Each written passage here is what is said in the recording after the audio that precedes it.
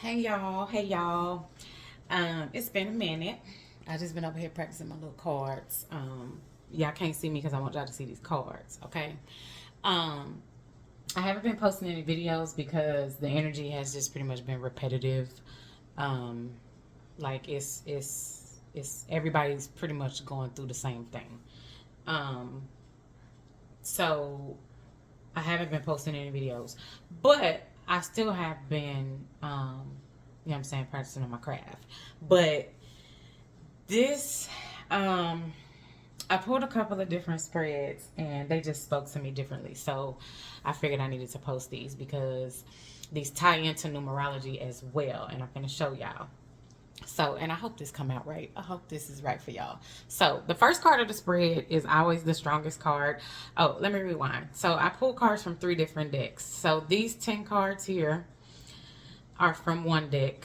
These 2 cards here are from another deck, and then this card here and this card here behind here is from the third deck. And I put this card behind here because it's the same card. It's the Empress again. So, all right, back to this. So, the first card in the spread is always the strongest card. It pretty much sets the tone for the spread. So, this card, in this instance, is the World card, meaning completion, closing cycles, and achievement. Then the second card was the Seven of Swords, and that kind of threw me off.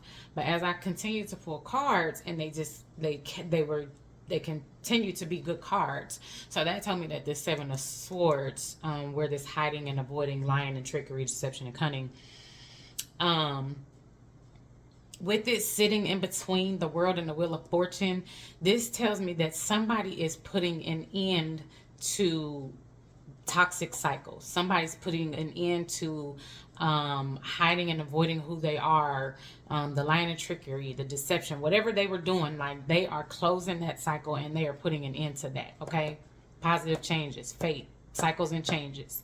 That's what that speaks to me. And then with the Fool card next to it, the Fool card is basically freedom. Like, they've freed themselves from these toxic cycles, whatever they may have been. Now, this is a love reading, okay?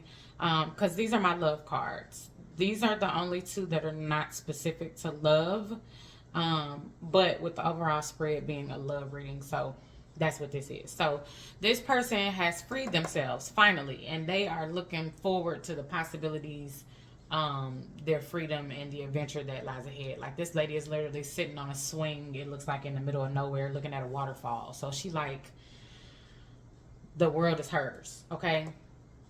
And then the Chariot, like, this person is determined to move forward in these positive changes that they've made by closing out these cycles, okay? And they're going to be successful in doing that. Then we get to the Hierophant. The Hierophant is basically confirmation that, this person is closing out these cycles and they're moving on to higher levels. They're ascending. They want a higher learning.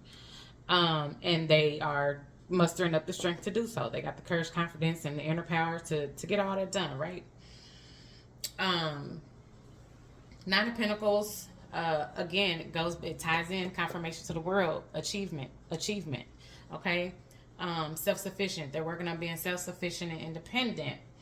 Why? Because it's somebody that they're trying to get to, baby. They're trying to get to this Empress. They're trying to get to this Divine Feminine. A Divine Feminine is someone who is nurturing. They're a mother. Fertility. They take care of things. They take care of the children. They take care of their husband. All that good stuff, okay? They're trying to get to this Empress so that they can have their 9 of Cups, which is their wish fulfilled, baby. They pleasure. And they want that with this Empress, okay? So before we hop over to these cards down here, I want to show y'all something. So y'all know how I've been talking about numerology and all of that, and how 2025 is the year of the number 9, because 2025 breaks down to number 9 when you break it down mathematically, right? So looking at these cards, there are small little numbers on top of the major arcanas. So the World and the Wheel of Fortune, the Fool, we got 1, 2, 3, 4, 5, 6, 7 major arcanas out of 10 cards. So this is a really good spread, okay?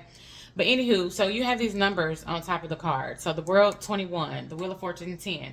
These cards are numbered. in order. Okay, so when you add all of these numbers together, 21 plus 10, 0 plus 7 plus 5 plus 8 plus 3, you get 54. 54 breaks down into the number 9. What do we have here? We have a 9 of cups. Baby, when I tell you I cannot make this up. So then I went and pulled the cards from this other deck, and Divine Masculine came out. So that's how I know that this is a man that's going towards this Empress, and he wants this 9 of cups. He wants a second chance. So this Empress knows who this Divine Masculine is. Reconciliation, making amends, opportunity.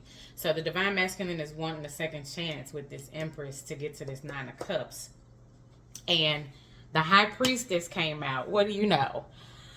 The High Priestess came out. So I feel like this Divine Masculine has probably tapped into their intuition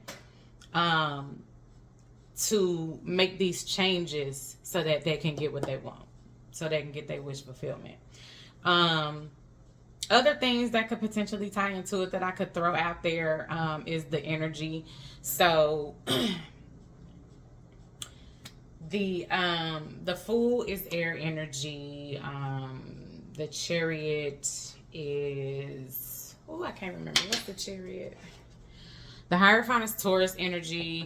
But it doesn't necessarily have to be these particular signs. It could be any sign. Like, energy is energy. It's fluid. Like, so it don't necessarily have to be these signs. But the 9 of Cups is water energy. So that would be Cancer, Scorpio, Pisces.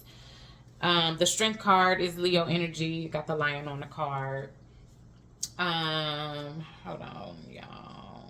The Chariot is water energy as well, specifically Cancer, but could be any other water sign as well. So Scorpio, Pisces. The World. Why do I feel like the World is air? What is the World? Hold on, y'all. Yeah, the Fool is air. Okay, so no, the World is not air. Hold on. Dun, dun, dun, dun, dun. Where in the world is the World card? Oh, there it is. Oh, the World is earth energy. So that could be Taurus, Virgo, Capricorn. More so specifically earth energy and a Saturn placement in your birth chart.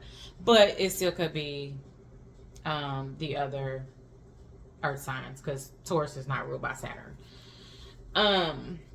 So yeah, this is a really great spread. Somebody is going to go get their boo thing. He want a second chance. So, you know, the 7 of Swords is, like I said, the only quote-unquote bad card out here. But with the sitting in between the World and the Wheel of Fortune, I feel like that this is saying that this person is